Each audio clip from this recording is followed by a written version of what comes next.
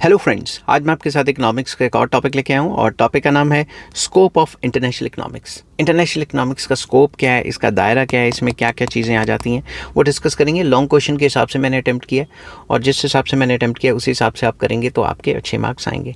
तो सबसे पहले जब भी किसी भी सब्जेक्ट में किसी भी टॉपिक में स्कोप आए तो उसका मीनिंग एंड डेफिनेशन लिखना है। तो आपको सबसे पहले इंटरनेशनल इकोनॉमिक्स क्या होती है, इसका मीनिंग एंड इसकी डेफिनेशंस लिखनी है, जो कि मैंने पिछली वीडियो में डिस्कस की हैं।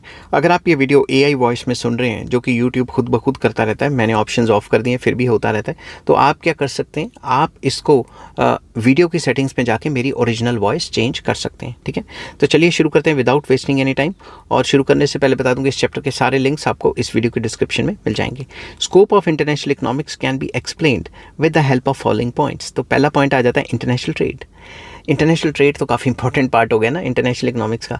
This is the core area of international economics. International economics का सबसे मेन एरिया है ट्रेड। इंटरनेशनल ट्रेड मतलब trade between countries, basically export import. It studies the exchange of goods and services between countries. मैंने countries 2 बार लिख दिया, ठीक है, कभी कभी हो जाता है ऐसा। Countries, why trade occurs, what goods are traded and the patterns of trade. इसके अंदर हम डिस्कस करते हैं कि कंट्रीज़ आपस में गुड्स एंड सर्विसेज का एक्सचेंज करती हैं, क्यों करती हैं, कौन कौन से गुड्स एंड सर्विसेज का एक्सचेंज किया जाता है और पैटर्न ऑफ डिमांड क्या है। ये सारी चीज़ें हम डिस्कस करते हैं इंटरनेशनल इकोनॉमिक्स में। It also explains the benefits and limitations of free trade. इसमें हम ये भी बताते हैं कि फ्री ट्रेड हुआ तो उसके मेरिट्स डीमेरिट्स क्या होंगे, प्रोटेक्शन हुई तो उसके मेरिट्स एंड डीमेरिट्स क्या होंगे। तो फ्री ट्रेड के मेरिट्स एंड डीमेरिट्स मैंने ऑलरेडी अपलोड किए हैं और प्रोटेक्शन के भी। अगर आपको उसका लिंक चाहिए होगा तो मुझे नीचे कमेंट कर देना, मैं आपके साथ लिंक शेयर कर दूंगा। Next, theories of international trade, very important. International economics includes classical and modern theories of trade such as absolute cost advantage, जो एडम स्मिथ ने दी थी, कंपैरेटिव कॉस्ट एडवांटेज या कंपैरेटिव एडवांटेज वाली थ्योरी जो David Ricardo ने दी थी, हेक्सर-ओलेन की थ्योरीज। तो इंटरनेशनल थ्योरीज, जितनी भी इंटरनेशनल ट्रेड की जो थ्योरीज हैं वो सारी की सारी हम स्टडी करते हैं इंटरनेशनल इकोनॉमिक्स में। These theories explains how and why countries specialise in trade.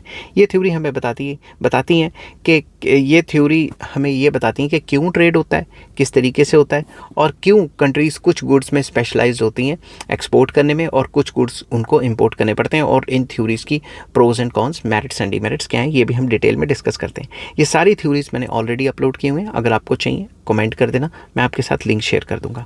Next, trade policy. International economics examines the tools used by governments to control trade. Trade को कंट्रोल करने के लिए जितने भी हथकंडे सरकारें अपनाती हैं वो सारी की सारी चीज़ें इंटरनेशनल इकोनॉमिक्स में हम स्टडी करते हैं, जैसे कि टैरिफ्स लगा देती है, कोटा लगा देती है या सब्सिडीज़ दे देती है। It also studies the effects of protectionism versus liberalisation. इसमें हम ये भी पढ़ते हैं कि प्रोटेक्शनिज्म के प्रोज एंड कॉन्स क्या हैं और लिबरलाइजेशन या फ्री ट्रेड के मेरिट्स एंड डीमेरिट्स क्या हैं। तो जितनी भी ट्रेड पॉलिसीज़ होती हैं, हर एक टाइप की ट्रेड पॉलिसी की हम स्टडी करते हैं इंटरनेशनल इकोनॉमिक्स में। नेक्स्ट आ जाता है international finance. International finance deals with monetary interactions between countries. Countries के बीच में जो मॉनेटरी ट्रांजैक्शंस है वो किस तरह हुए, क्या हुए, इसमें क्या क्या आ जाता है, इंक्लूडिंग करेंसी एक्सचेंज कितना हुआ, क्रॉस बॉर्डर इन्वेस्टमेंट्स कितनी हो रही हैं और इंटरनेशनल बैंकिंग वगैरह, ये सारी चीज़ों की हम स्टडी करते हैं इंटरनेशनल इकोनॉमिक्स में। It focuses on how capital flows and foreign exchange influences economies.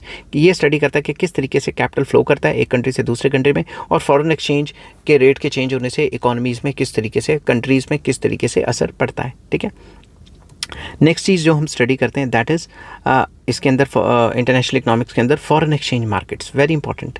These markets determine currency values through supply and demand.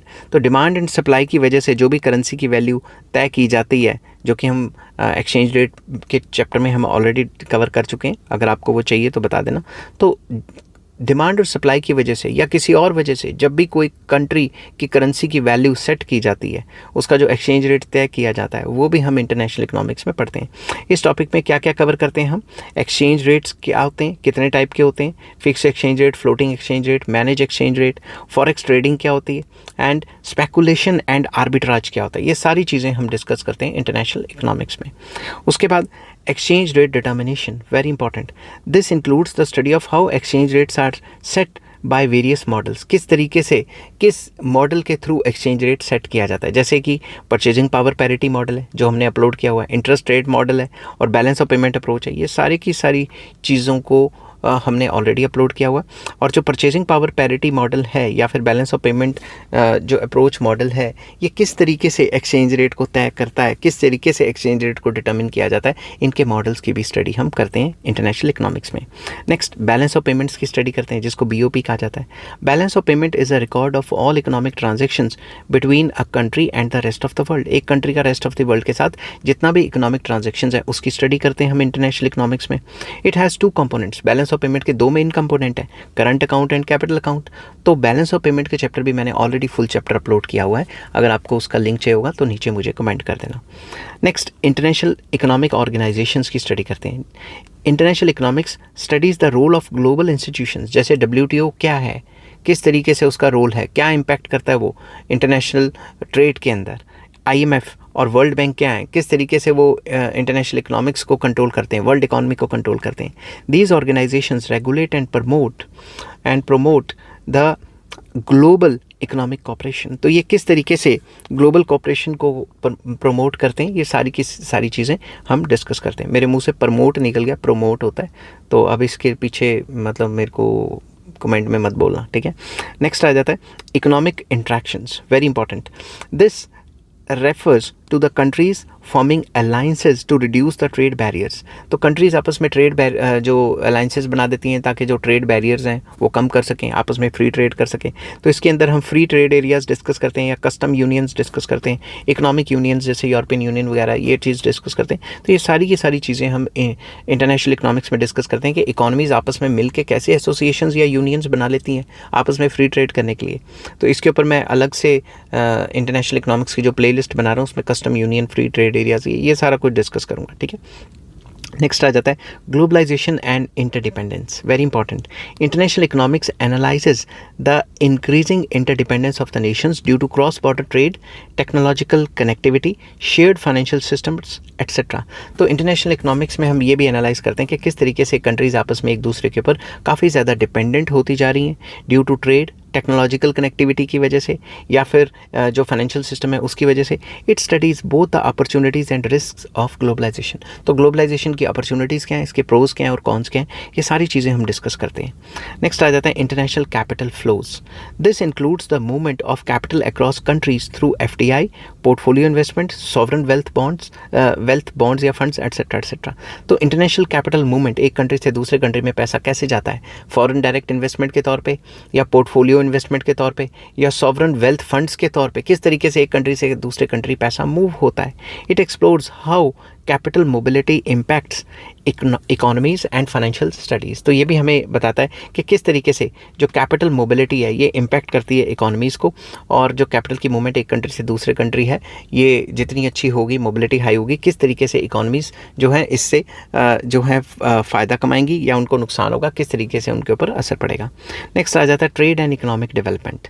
International economics assesses how trade and international cooperation can promote growth especially in the developing countries। तो international economics हमें बताता है कि trade से economic development कैसे आती है, specially जो डेवलपिंग कंट्रीज़ या अंडर डेवलप कंट्रीज़ हैं वो जितना ज़्यादा ट्रेड करेंगे उनको फ़ायदा होगा, और किस तरीके से ट्रेड उनकी जो इकोनॉमी है उनको डेवलप करने में हेल्प करता है। It looks at exports led growth, कि एक्सपोर्ट्स की वजह से ग्रोथ हो रही है, एक्सेस टू ग्लोबल मार्केट्स में एक्सेस की वजह से ग्रोथ हो रही है, या एड्स एंड इन्वेस्टमेंट्स की वजह से ग्रोथ हो रही है, ये सारा के सारा चीज़ों को एनालाइज करता है। नेक्स्ट आ जाता है monetary and fiscal policies in open economies. Open economies में मॉनेटरी एंड फिस्कल पॉलिसीज़ कैसी रही हैं। इट स्टडीज़ हाउ गवर्नमेंट्स जो कि गवर्नमेंट पॉलिसीज़ लाइक टैक्सेशन की पॉलिसी या स्पेंडिंग की पॉलिसी या मनी सप्लाई को कंट्रोल करने की पॉलिसी, जो भी सरकार की पॉलिसीज़ है, मॉनेटरी पॉलिसी और फिस्कल पॉलिसी किस तरीके से इंटरेक्ट करती हैं in an open economy where trade and capital flow freely. तो मॉनेटरी पॉलिसी और फिस्कल पॉलिसी का इकॉनमी पे क्या असर पड़ता है वो डिस्कस करती हैं ग्लोबलाइजेशन की सिचुएशन के हिसाब से, कि अगर ओपन इकॉनमी कर लेंगे तो मॉनेटरी पॉलिसी ऐसी होगी, तो फिस्कल पॉलिसी कैसी होगी, तो क्या होगा। इसको मैंने ISLM मॉडल या मुंडर फ्लेमिंग मॉडल के थ्रू भी एक्सप्लेन करने की कोशिश की थी। नेक्स्ट आ जाता है international economic crisis. International economics investigates, international economics हमें बताती है causes and solutions of financial crisis, कि क्यों आए फाइनेंशियल क्राइसिस और इसका सॉल्यूशन क्या है, इसको कैसे सॉल्व करें क्राइसिस को। That affect multiple countries. तो मल्टीपल कंट्रीज़, जितनी भी कंट्रीज़ हैं, उसको जो क्राइसिस आ जाते हैं उनके अंडर, या एक कंट्री में क्राइसिस आने से दूसरे कंट्री पे क्या असर पड़ता है, वो सारी चीज़ें डिस्कस करते हैं। दैट इज़ करेंसी क्राइसिस आ गई, या डेट क्राइसिस आ गई, या बैंकिंग कोलैप्सेस होने शुरू हो गए। तो एक कंट्री में या कुछ कंट्रीज़ में क्राइसिस आने की वजह से उनका बाकी कंट्रीज़ पे क्या असर पड़ता है, क्राइसिस की वजह क्या है और क्राइसिस को कैसे सॉल्व किया जाएगा, ये सब कुछ हम इंटरनेशनल इकोनॉमिक्स में पढ़ते हैं। नेक्स्ट आ जाता है environmental and labour issues in trade. तो जो मॉडर्न इंटरनेशनल इकोनॉमिक्स है, इसमें ये सारे टॉपिक्स भी आ जाते हैं। कौन कौन से? कि environmental impact of trade, trade का एनवायरमेंटल इफेक्ट क्या पड़ेगा। अब आज के हिसाब से जब मैं वीडियो बना रहा हूँ तो जितनी भी डेवलप कंट्रीज़ हैं वो एनवायरमेंट लेके शोर मचा रही हैं, और वही जो डेवलप कंट्रीज़ हैं वो किसी और कंट्रीज़ में जाके बम भी फेंक रही हैं। तो भाई बम फेंकने से भी तो पोल्यूशन होता है ना, तो वो चीज़ देखती नहीं है। तो कार्बन एमिशंस की बात वो करती हैं कि चाइना बहुत कार्बन कर रहा है, इंडिया बहुत कार्बन एमिशन कर रहा है, फलां कंट्री भी बहुत कार्बन एमिशन कर रहा है, और ख़ुद जो है वो वॉर्स करी जा रही हैं। समझ रहे हो बात? तो डिफॉरेस्टेशन को भी फोकस किया जाता है। एंड लेबर स्टैंडर्ड्स क्या हैं और उनकी एक्सप्लॉयटेशन कैसे हो रही है, मिनिमम जो वेज रेट है वो कितनी होनी चाहिए, इसको ILO जो है इंटरनेशनल लेबर ऑर्गेनाइजेशन, वो डिस्कस करता है। तो ethical trade and fair trade practices क्या हैं, इन सब के बारे में भी डिस्कशन होती है। तो अब कंक्लूड करते हैं, the scope of international economics is vast and interdisciplinary. Simple words में कि इंटरनेशनल इकोनॉमिक्स का जो स्कोप है वो काफ़ी वाइड है, और ये बाकी सब्जेक्ट से भी रिलेटेड है। ये कल्ला नहीं है कि भाई एक अपने आप में आइसोलेशन में काम करता है। इंटरनेशनल इकोनॉमिक्स बाकी सारे सब्जेक्ट से भी रिलेटेड है, जैसे कि जियोपॉलिटिक्स से रिलेटेड है, ठीक है, एक कंट्री में क्या क्या हो रहा है उससे भी रिलेटेड है, ठीक है, क्योंकि एक कंट्री का असर बाकी कंट्रीज़ पे भी पड़ता है ना। It covers traditional trade theories, इसमें जो पुरानी थ्योरीज हैं वो भी आ जाती हैं, और इंटरनेशनल इंस्टीट्यूशंस की स्टडी आ जाती है। Global development and modern challenges क्या हैं सस्टेनेबिलिटी पे, और डिजिटल ग्लोबलाइजेशन किस तरीके से हो रही है, इन सब की स्टडी करता है इंटरनेशनल इकोनॉमिक्स, ठीक है। आई होप ये वीडियो आपको पसंद आई होगी। अगर पसंद आती है तो please like, share and subscribe. इस चैप्टर के सारे लिंक्स आपको इस वीडियो के डिस्क्रिप्शन में मिल जाएंगे। Take care, bye bye.